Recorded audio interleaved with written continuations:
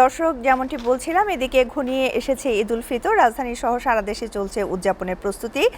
আর জাতীয় ঈদগাহ থেকে ঈদ জামাতের প্রস্তুতি সম্পর্কে জানাতে আমাদের সাথে সরাসরি যুক্ত হচ্ছেন সহকর্মী তাশরিক সঞ্চয়। আমরা চলে যাচ্ছি তার কাছে।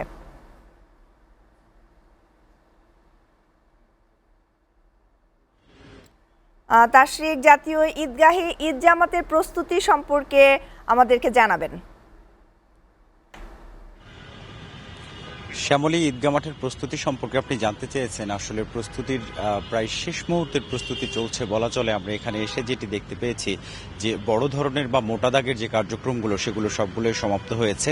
শেষ মুহূর্তের যেই ফিনিশিং টাচ বা শেষ স্পর্শ সেটির কাজ এখন চলছে এবং নিরাপত্তা সংশ্লিষ্ট যে সকল কার্যক্রম সেটি কিন্তু আজ থেকেই শুরু হয়েছে, আগামীকালও চলবে এবং ঈদের দিনে ঈদের নামাজ শেষ হওয়ার অবধি কিন্তু এই নিরাপত্তা বলয় এমনটি এখানে থাকবে।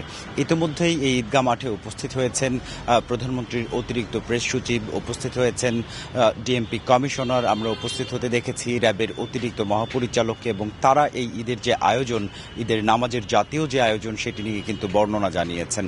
একটি বিষয় বলতে হয়, এখানে কিন্তু আগামী ঈদে ধারণা করা হচ্ছে যে ঈদ উল ফিতরের দিন 90,000-এর বেশি মানুষ একসাথে নামাজ আদায় করবে।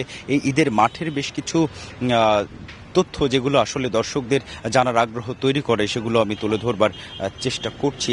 এখানে যেমন 50,000 বাঁশ নিয়ে কাজ করা হয়েছে এবং প্রায় 3 মনের মতো দড়ি বা সুতলি যেটা বলে সেটি দিয়ে কিন্তু এখানে এই ডেকোরেশনের কার্যক্রম করা হয়েছে।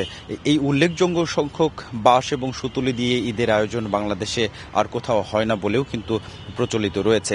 জাতীয় ঈদগাহ মাঠে আগামী ঈদে ইমামতির দায়িত্ব পালন করবেন বায়তুল মোকাররম জাতীয় মসজিদের খতিব মুফতি আব্দুল মালেক, এবং এখানে কিন্তু প্রেসিডেন্ট মোহাম্মদ শাহাবুদ্দিন, প্রধানমন্ত্রী তারেক রহমান, জাতীয় সংসদের স্পিকার মেজর অবসরপ্রাপ্ত হাফিজ উদ্দিন, সংসদের বিরোধী দলীয় নেতা জামায়াত ইসলামের আমির ডাক্তার শফিকুর রহমান সহ কূটনৈতিক বৃন্দ এখানে নামাজ আদায় করবেন।